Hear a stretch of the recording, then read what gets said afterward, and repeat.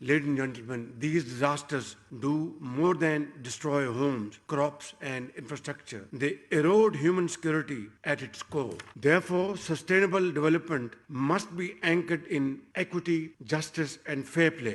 कि जो गरीब अपने किसी गरीब रिश्तेदार किसी अमीर रिश्तेदार के पास जाता है या गरीब दोस्त किसी अमीर दोस्त की तरफ जाता है तो वो ठिठक जाते हैं, लोग कहते हैं कि ये मांगने आया है और मुंह दूसरी तरफ कर लेते हैं। तो एग्जैक्टली वाली जो सिचुएशन है ये शहबाज शरीफ साहब पहले बयान कर चुके हैं। उन्होंने कहा जी जिधर भी जाता हूँ लोग मुंह दूसरी तरफ कर लेते हैं कि फिर मांगने आ गए। हाँ, उन्होंने ये सौदे किए हैं और कहाँ कहाँ उन्होंने इसको बेचा हमारी इज्जत को, बिल्कुल तबाह करके रख दिया। ये कहना हमारे प्राइम मिनिस्टर साहब कह रहे कि जी नेचुरल डिजास्टर क्लाइमेट चेंज से हम ज्यादा मुतासरा मुल्क है, हमारी इंटरनेशनल कम्युनिटी हमारी इमदाद करे। उनको तो यही नजर आता है कि चलो कहीं से डॉलर चालर मिल जाएंगे, IMF से तो हम कर्ज ले रहे हैं, तो हो सकता है ये वैसे ही कोई कहे कि यार 10-15 अरब डॉलर हमारी तरफ से यार ले लो, आप लोग बड़े मुतासर हो। हम पाकिस्तान का कटोरा शरीफ एक बार फिर से UN में अपनी तशरीफ उठा करके चला आया है और फिर एक बार भीख की गुहार मतलब मदद की गुहार जो है मांगने चला आया है, वो भी 190 देशों के सामने। जी हाँ, और इतना ही नहीं, इसका ये कहना है, बयान आपने सुना कि बाढ़ आने के बाद से पाकिस्तान और बर्बाद हो गया है, हमारे यहाँ काफी नुकसान हुआ है, इसके लिए इसको जो पैसा चाहिए वो UN में सब यूनाइटेड नेशन में सब देशों के सामने ये मदद की गुहार फिर से एक बार लगाता हुआ दिखाई दे रहा है। ये वही पाकिस्तान का प्रधानमंत्री है जो कुछ दिनों पहले भारत को धमकियां देता फिर रहा था कि हम भारत को छोड़ेंगे नहीं, अपना मुल्क जो है वो इतना आगे बढ़ता हुआ बनाएंगे कि भारत भी शौक हो जाएगा। और एक बार फिर से ये भीख का कटोरा या फिर आप कह ले कटोरा जो है लेकर के फिर से अपना आ गया है कि कीमत चुकानी पड़ेगी। वो जो कितनी ऊंची उड़ान करनी है जो आर्मी चीफ कहते थे। वो कह रहे थे कि हम शर्मिंदा होते हैं जब किसी से लोन लेना देते हैं, जब हम अपनी इज्जत नफ्स को मारना पड़ता है। ये यहाँ पे लोगों को डराते हैं कि हम तुम्हारे लिए पैसे लेने जाते हैं, वहाँ पे जाके अपने आप को भूखा नंगा पेश करते हैं। ये हुक्मरान दुनिया की कि जो गरीब अपने किसी गरीब रिश्तेदार किसी अमीर रिश्तेदार के पास जाता है या गरीब दोस्त किसी अमीर दोस्त की तरफ जाता है तो वो ठिठक जाते हैं, लोग कहते हैं कि ये मांगने आया है और मुंह दूसरी तरफ कर लेते हैं। तो एग्जैक्टली ये वाली जो सिचुएशन है ये शहबाज शरीफ साहब पहले बयान कर चुके हैं। उन्होंने कहा जी जिधर भी जाता हूँ लोग मुंह दूसरी तरफ कर लेते हैं कि फिर मांगने आ गए। Vengeance this time. Ladies and gentlemen, these disasters do more than destroy homes, crops, and infrastructure. ये बेसिकली पाकिस्तान की अवाम को एक मैसेज दिया जा रहा है, ठीक है। पाकिस्तानी अवाम को ये मैसेज दिया जा रहा है कि भाई साहब आप जो है वो अपना बंदोबस्त करें, आप अपने बारे में सोचें कि आपने अब क्या करना है।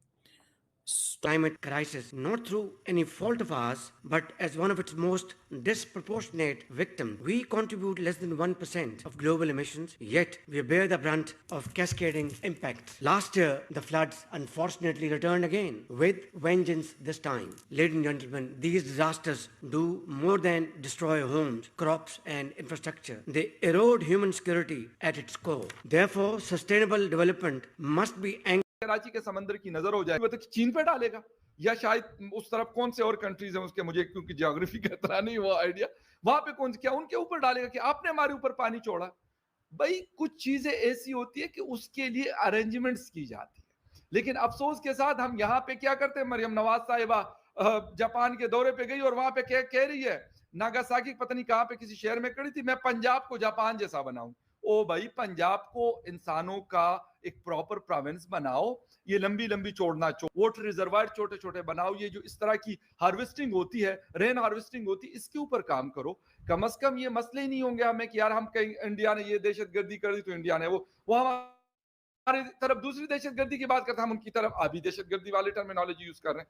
मेरे ख्याल में ये टेट फॉर टेट वाला हिसाब किताब हमने बनाया हुआ है दुनिया की कि जो गरीब अपने किसी गरीब रिश्तेदार किसी अमीर रिश्तेदार के पास जाता है या गरीब दोस्त किसी अमीर दोस्त डेडिकेटेडली मांगा जा रहा है।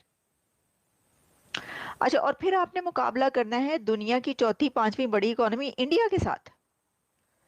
एक तरफ देखें ना, अब आप देखें ये सोचने की बात है। अब ये सवाल ये भी होता है, इससे पहले कि मैं और आगे बढ़ूं मैं जरा आपको उन्हीं की जुबानी सुना देती हूँ ताकि मेरे ऊपर कोई इल्जाम ना आए कि मैंने कुछ ज्यादा बताया है। नो, ये तो अपनी जगह पर एक बात कि उन्होंने ये कहा कि वो और फील्ड मार्शल बैगिंग बॉल लेकर या ना और अपना पॉइंट रखने का होना बिल्कुल चाहिए। बिल्कुल जी, मेरा ख्याल से तो ये है कि ये जो वीटो पावर का कॉन्सेप्ट है उसको ही ख़त्म कर देना चाहिए। अच्छा, ठीक है, क्योंकि डेमोक्रेटिक सिस्टम में मेजॉरिटेरियन डेमोक्रेसी में यही होता है कि जो ज़्यादा अक्सरियत जो चाहती है वही फैसले लिए जाते हैं। लेकिन अगर वीटो पावर का कंसेप्ट ना खत्म किया जाए, कल को हमारी कंट्री उसमें शामिल हो जाए तो ये फायदा नहीं होगा पाकिस्तान? नहीं, हमारी कंट्री रिस्पेक्टिव ऑफ हमारी कंट्री है या इंडिया है या इंग्लैंड है, जो भी है, मैं उस सिस्टम के उस प्रिंसिपल्स की बात कर रहा हूँ। फर्क नहीं पड़ता। ये हमारा एक्सटर्नल गैप है। आप इतने बिलियन डॉलर्स दे दें, आप इतने बिलियन डॉलर्स दे दें, मैं उन ममालिक का, उन दोस्त ममालिक का बेहद शुक्रगुजार हूँ कि जिन्होंने हमारी पजीराई की। मुल्क इस वक्त मुआशी दबाव, कमजोर बरामदात और आलमी सतह पर बढ़ते मुसाफरती चैलेंजेस का सामना कर रहा है। ऐसे में भारत के साथ यूरोपीय यूनियन के तजारती मुआहिदे ने पाकिस्तानी एक्सपोर्टर्स में तशवीश बढ़ा दी है। इंडिया के पर कायम हो सकता है। बल्कि ये भी मैं आपको बता दूं इसी के अंदर एक और खबर कि पाकिस्तान के प्राइम मिनिस्टर शहबाज शरीफ साहब ने एक और जो है वो चेतावनी दे डाली है इंडिया को। उन्होंने चेतावनी ये दी है, उन्होंने वार्न किया है कि हम इंडिया से इंडिया की ही लैंग्वेज में बात करेंगे। अब इसके ऊपर जो है वो ये कह रहे हैं बांग्लादेश के साथ सॉलिडारिटी में उसके साथ खड़े होकर इंडिया को धमकियां दे रहे हैं, और बांग्लादेश ना तो वो हाथ मिलाते हैं, हमें किसी खातिर में नहीं लाते, आइसोलेट कर। ये कितनी तशवीशनाक बात है सिक्योरिटी के कंसर्न्स के हवाले से। अगर आप देखें कि भाई एक इस्लामाबाद जैसे शहर में 2 बड़े वाकयात चंद ही हफ्तों के फर्क से ऐसे हो रहे हैं। देखिए, इसमें 3-4 मैसेज दिए गए हमारे यहाँ। एक तो पहला मैसेज तो ये दिया गया कि your capital is not safe. वो जो होपलेसनेस या जो डिस्पोनेंसी फैलाना चाहते हैं या जो अवाम के अंदर ये तासुर देना चाहते हैं कि योर सिक्योरिटी फोर्सेस या आपका जो स्टेट है वो they are unable to protect. कि खैबर पख्तूनख्वा में तो हमने एक अपना प्रोफाइल और अपनी चीजें दिखा दी हैं, लेकिन बलोचिस्तान में और आज ये कैपिटल में तो इन सब की कड़ियां मिलती हैं जी। इससे कंक्लूजन ये हम निकालते हैं कि Pakistan is under proxy war. Proxy की एप्लीकेशन है, स्ट्रक्चर बड़ा धमाका। 31 की तादाद तो मेरा ख्याल है आपने बता दी है, और अभी और भी खुदा न खास्ता शोहदा की तादाद बढ़ सकती है। अगर ये इतनी बड़ी तादाद है तो फिर आज की जो मीटिंग फैसला हुआ है शहबाज शरीफ और मोहसिन नकवी के दौरान, उसमें फिर क्या अगला आप मुस्तकबिल देखना और सोचना चाहिए कि ये किस तरफ पाकिस्तान को ले जा रहे हैं। सारी दुनिया में जो है वो बार बार कहा जाता है कि जी कोई दुनिया बिजनेस कर रही है, चाहे भारत को ही ले लीजिए कि उनके यहाँ बिजनेस हो रहा है, तो कभी किसी कंट्री के साथ ट्रेड डील हो रही है, तो कभी कुछ हो रहा है, और पाकिस्तान में क्या हो रहे हैं। तो ऐसे में कौन पाकिस्तान आके पैसा इन्वेस्ट करेगा, कौन पाकिस्तान आकर ये सोचेगा कि हमें पाकिस्तान में अपना पैसा लगाना है या पाकिस्तान के साथ काम करना है। पाकिस्तान को यकीनन ये तमाम चीजें।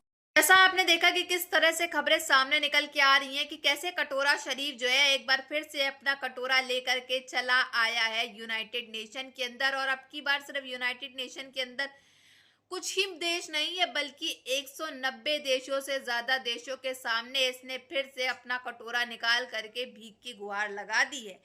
तो इससे ये तो जाहिर हो गया कि ये ना आए देखता है ना बाएं, ये सीधा देखता है कि हमें तो अपना भीख का कटोरा लेकर के भीख मांगनी है, अब चाहे सामने कोई भी देश क्यों न बैठे हों। लेकिन यही वो पाकिस्तान का प्रधानमंत्री है जो बड़ी बड़ी बातें किया कर रहा था, हमारा पाकिस्तान मुल्क डेवलप हो रहा है, हमारे यहाँ जो है मिसाइल्स बन रही हैं, हथियार हैं, ये हैं वो हैं, हमारी अमेरिका के साथ डील हो रही है। सब इसको जो है साइड लाइन करके चल दिए, सब ने इसको लात मार दी और अब की बार फिर से ये आ गया है भीख का कटोरा लेकर के भीख मांगने। और आपने इसका बयान सुना होगा, अब की बार ये भीख का बयान किसके बदौलत लेने आया, मतलब किस टॉपिक पे लेने आया कि अब की बार ये क्या बहाना लेके आया है। वो आपने देखा कि अब की बार इसने कहा है कि बाढ़ आ गई थी जिसकी वजह से पाकिस्तान में काफ़ी ज़्यादा नुकसान हुआ है, फ्लड हुआ है, क्लाइमेट ख़राब था तो उससे भी काफ़ी ज़्यादा नुकसान नज़र आ रहा है। इस वजह से मतलब मौसम तो हर जगह ही ख़राब होता है, इसका ये मतलब नहीं है कि हर बार आपकी इतनी तबाही हो जाती है, इतना नुकसान हो जाता है कि आपको फिर से भीख मांगनी पड़ जाए, आपको फिर से लोन लेना पड़ जाए, आपको फिर से 2 अरब देशों से पैसे मांगने पड़ जाएं। 30 दिन का अल्टीमेटम जो है यूएई ने इसको दिया था, वो भी ये अभी तक उसके ऊपर विचार ही कर रहा है। या तो हो सकता है ये फिर नया बहाना हो यूएई को पैसे वापस देने के लिए, कुछ भी हो सकता है। लेकिन आपकी क्या राय है इसमें कमेंट बॉक्स में ज़रूर बताइएगा। अगर वीडियो अच्छी लगी हो तो like share and comment and subscribe please.